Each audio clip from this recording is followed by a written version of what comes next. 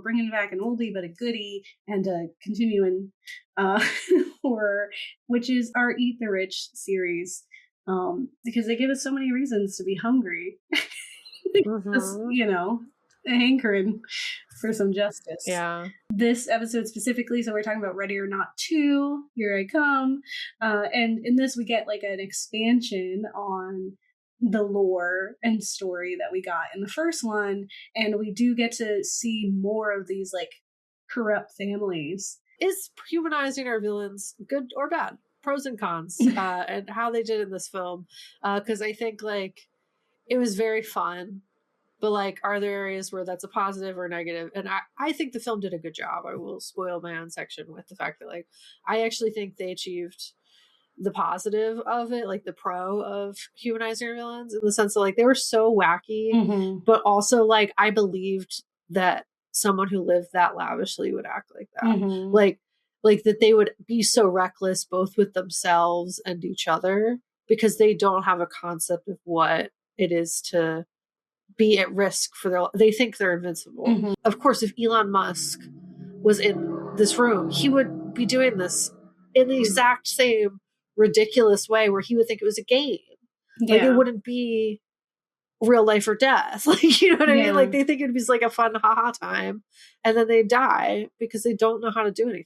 Like, it's literally like, I believe real rich people would play out in this way. And I think the film actually, by giving us a little bit of their backstory and like seeing how they got there, even if it was like short and kind of subtle, and it was only for the one group of siblings too, which is like its own, I think it does a good job. But as I said, Ready or Not 2, Here I Come is a sequel I definitely didn't know I needed. Like Gabe said when we first heard about it, I was like, the first one is great. Why else? What else is there to do? Yeah. But and I will say I went into it with such minimal expectations. Like I really thought, I was like, whatever this is, I think it'll be fine. But like also like I don't think I'm gonna love it. But I actually really enjoyed the ride. So a piece of that is, as Gabe said, we did not go into this with our media analysis glasses on, and that's okay. But I did try to look at it with media analysis glasses after the fact, and that's largely what I'm going to be talking about. I like did my best to come up with, you know, maybe what I was trying to get at, or like also just like the things I think it did really well. So I think it did offer something interesting to the Eat the Rich subgenre, and I would actually argue it does. So it was fun, but it was also trying to show us something important that in our current political landscape needs to be noted. That is that being evil is a choice, not an inevitability, not an inherent corruption, but a choice that is being actively made by those in power. Granted, the children don't account in that scenario because all they have as examples are these horrible adults. But when you get older, the ideal situation is you would go out to the world, you would travel, you would witness other human beings that are not like you and of different economic backgrounds, where you would learn differently and then choose to do better. And I think a big issue with a lot of the rich people of today is that they've been in the world and seen other people and then still feel no empathy because it benefits them. So they choose to continue to be awful. So Ready or Not 2 gives us a real example of we understand, but we do not accept, which is the characters of like Ursula and Titus.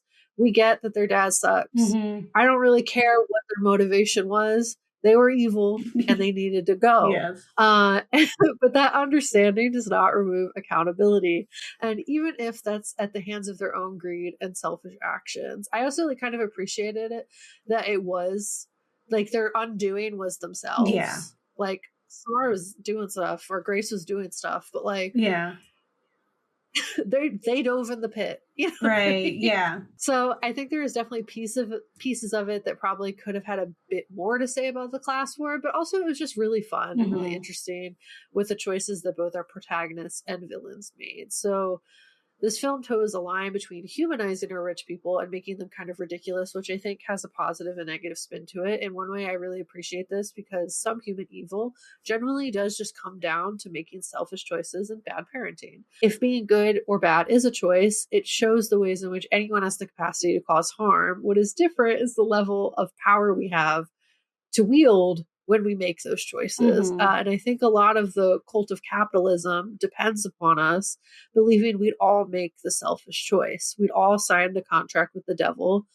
The ideal is what justifies the harm that many wealthy elites make. It's like, if I was in those shoes, I would do the same thing because that's the cost to get to the top. Ready or Not 2 shows us that that foundationally isn't true, which I think is needed to be said in this day and age, especially. Like, the fact, it's spoilery, but like the fact she doesn't is a big deal. Yeah. And it shows that that choice isn't an inevitable thing. Like, I think a lot of people will be like, capitalism is just, well, you gotta do that to do capitalism. You don't have to do that. And the problem is that people excuse away terrible decisions that actively harm people for the sake of, well, anyone would have done that. No. Yeah. Well, it comforts them. Yeah.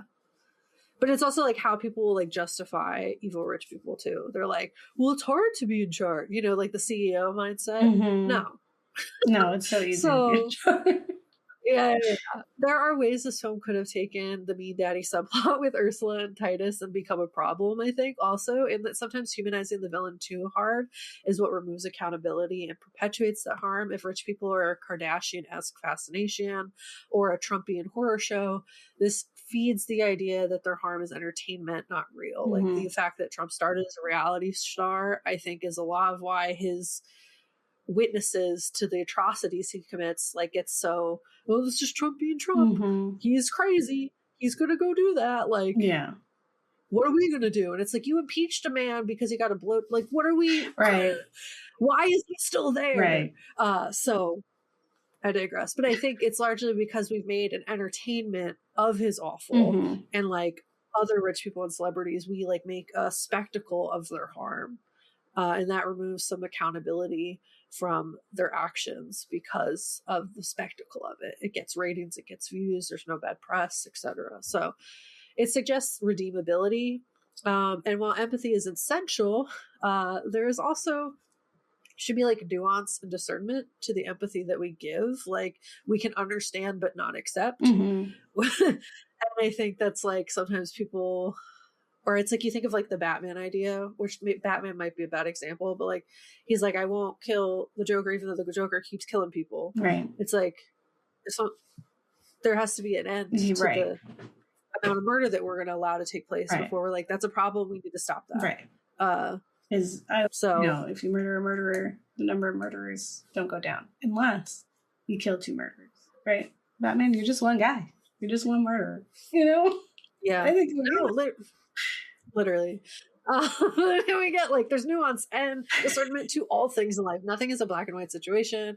Like, everything has nuance and things that you need to like figure out. But in this case, the harm in the room. Right. So if we forgive away atrocities without removing their platform and power, accountability is missing from the equation. It's like the films where they're like, the rich guy gets like absolved at the end. He still gets to keep all his money and his title. But they're like, oh, he learned his lesson. It's like, no, he needs to lose the money and the title. Otherwise, what are we doing? Yeah. Like, if we're not going to kill the bad people, like, you need to take away their power to keep doing harm at the very least. So there are definitely instances where humanity as a whole will redeem villains too much. And I think that's a piece of how we got here in the first place. If we equalize our rich, we can also validate their presence and existence within the system. And it makes a comedy of the harm that they perpetuate, which I think is harmful and allows them to continue to hold power.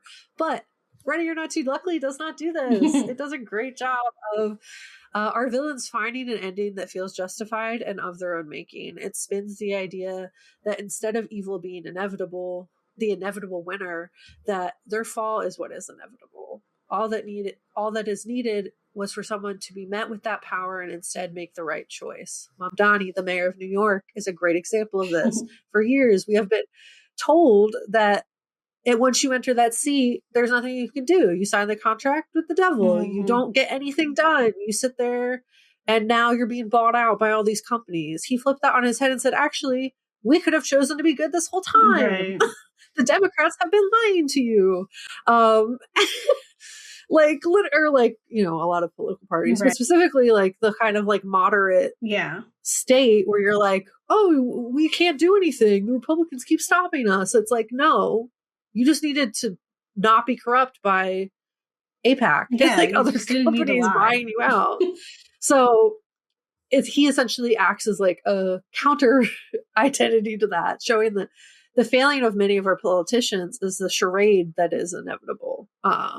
So a benefit of humanizing our villains is it shows that to defeat them, we actually may not need supernatural powers or monsters, which I also think is something that Ready or Not kind of suggests. Like if they are these comical, ridiculous, equally fragile creatures, human just like the rest of us, that explode when Mr. LaBelle or whatever. Yeah, like this makes the real villains of today feel more beatable outside of the systemic end of things. Like obviously the systems are things that need to be dismantled. But if Jeff Bezos is just a guy who just happens to have a lot of money and power because he's actively made harmful choices, the idea of dismantling his empire and defeating him feels a lot more real and possible. Yeah, he's just a guy. Hit him with your car. Dude. Yeah. Gabe, you can't say that on TV. Okay. But so if capitalism is actively asking us if given the chance to achieve immense power at the cost of your soul, would you take it? We can tell it no. Because while capitalism argues anyone would jump at that chance, Ready or Not 2 gives us an example that choice to say no is always there. It shows that, and it's like you can't excuse that away. It shows that you cannot dismantle the problem from the inside, and that the only real choice is to walk away from the system entirely. Where she's just like, I don't want it. Yeah, I'm gonna go bond with my sister. I haven't seen her in a while. Let's go together. We're just gonna say bye. Together. Let's walk out of this room together. Fuck these rich people. Right. Bye. The next thing I'll talk about is breaking generational curses versus embracing them, because we see these two sets of siblings as kind of the opposites to each other, where one are all the kind of rich people in this equation kind of embrace their generational curse. But specifically, if we're talking about Titus and Ursula, they embrace their generational curse versus Grace and Faith, who heal from it. And that's where I'm like, I think the subplot, at least in that capacity, was interesting, because I'm like, you get to see the contrast in the active choice not to heal and the choice to heal. Even though it was like kind of, yeah. So another interesting piece of this film is it continues to play upon human choice, and we see this in the two sets of siblings as they grapple with this generational curse on opposite sides of the economic spectrum. On one end, we have Grace and her sister Faith, who grew up in poverty and have their own generational curses to break, of generational poverty, and like it's heavily hinted like they've both experienced abandonment. There seems to be 2 points. One when by their parents. I don't really know. We don't get a ton of context of what happened with them. But when I Googled it, it said that they were in the foster system. Yeah. I don't know if that's 100% true, but is it? Okay. Yeah. And then essentially the abandonment act was when that Grace turned 18, she fled, leaving Faith behind because she was younger. And on one end, or on the other end, we have Ursula and Titus, siblings who grew up in this intense wealth and power under a father who clearly did not love them and was high-key evil. So but weird at the time. Yeah, and the violence and neglect from their father impacted each of them in different ways, as well as just like the wealth and power. Like they did not have limits set to them other than like around their father's love. So Ursula becoming an additional hand of her father, kind of like reining in Titus.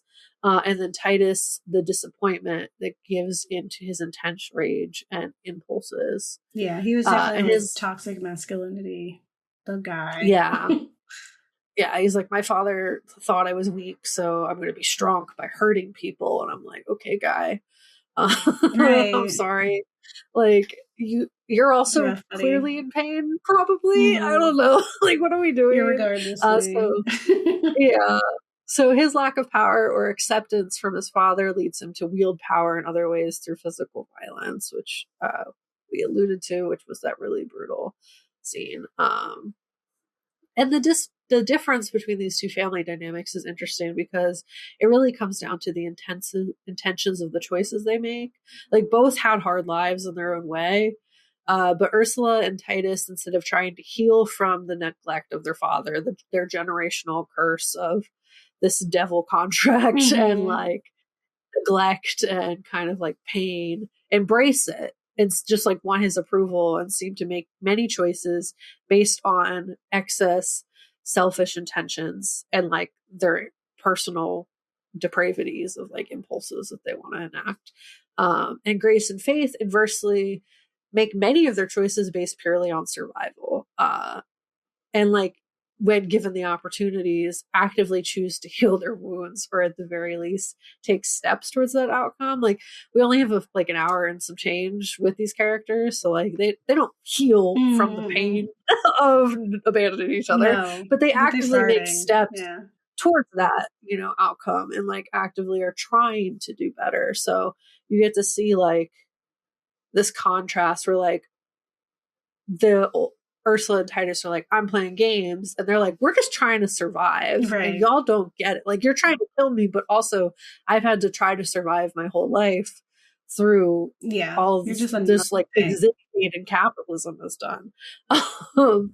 And as a bonus, the film shows how even well-intended choices made for survival can result in harm, with Grace and Faith's conflict of abandonment. Like they have that whole like, she left not because she was like, fuck you, I don't love you, you're my sister, bye. Like she left because it was like for her own survival in her mind. She couldn't take like her sister. Like, yeah, she was still a kid herself. So it's like, even in just like trying to survive, they ended up harming each other. And that's kind of like the idea that like poverty forces us to harm the people we love, not because we don't care about them, but because we're just so without resources.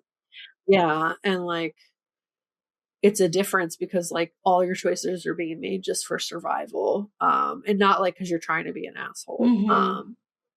So Grace throughout, even though she's had such little time to process as she is just fresh off this wedding and the exploding of all of her in-laws,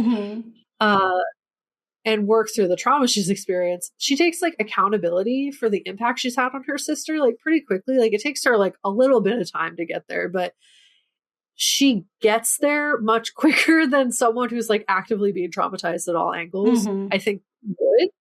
Usually when you're fresh in the trauma, you can't process that. You're kind of just like rolling with the punches. Your amygdala is on fire and you're having a hard time. But she actually like makes choices where extending past just survival, where she actively puts her sister first, and she finally gets to show up for her sister, even as they're fighting, and put Faith's survival above her own. And in many ways, that's like that action alone was showing the growth and healing that would take someone like arguably some of our parents like years or a lifetime to reach, to be like, I messed up and I'm going to do differently. We're going to do change behavior here today. She got there really fast. That's really impressive, especially when you're actively in all the time trauma.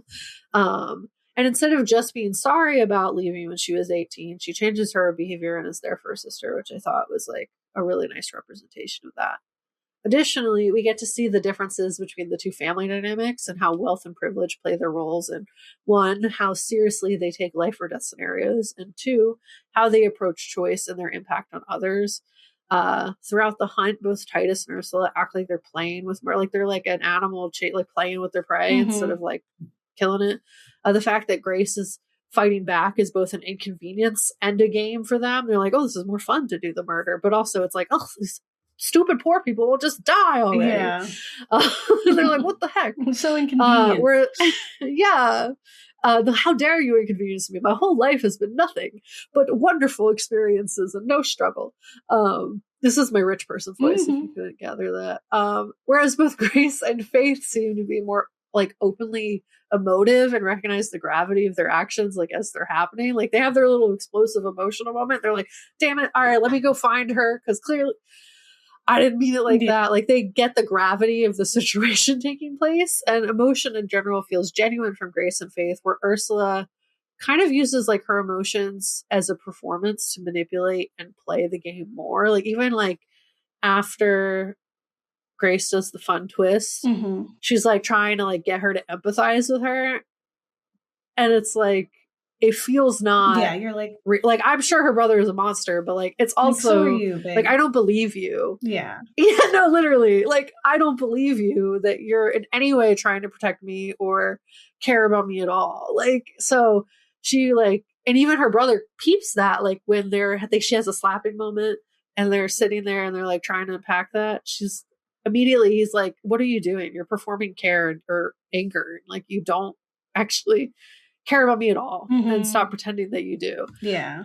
So Ursula and Titus, in not taking the trial seriously, also shows how they are embracing their general curse of like selfishness and greed, and like everything that happens throughout is like them actively choosing to continue to enact harm, not choosing to be better, not choosing to heal. Like when their dad died, they could have done something different. Yeah. Like I don't know, let another family at least get it.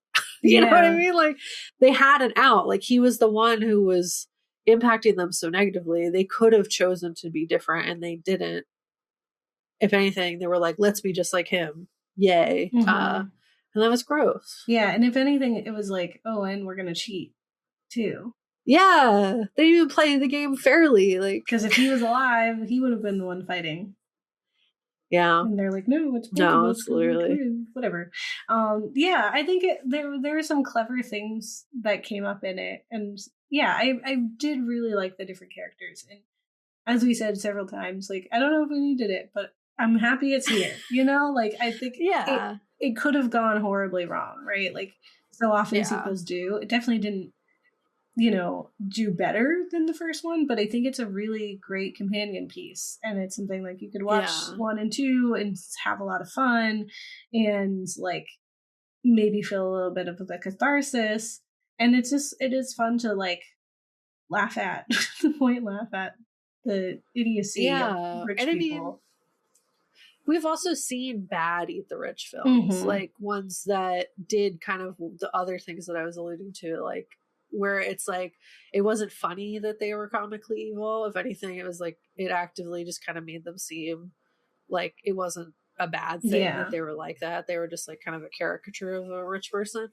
And I feel like there are moments in this film where it could have been that, but by giving them more of a backstory and like more like a motivation, we at least could understand why they were the way that they were, even if we're like, oh, that still doesn't make it okay. Like you still need to be accountable and not be this way. Yeah, it's two ways that this could have went. It could have been, them trying to sympathize too much with the rich, or like pulling punches with them, which happens a lot, where it gets like messy in the storytelling because it's like, what are you trying to do? Because you're playing nice. You don't need to be we can have both. And then the other side is like making them bigger than they are too, which can just feel really defeatist. And instead we got like a fun, moment where it's just like, yeah, they're just people and they're stupid.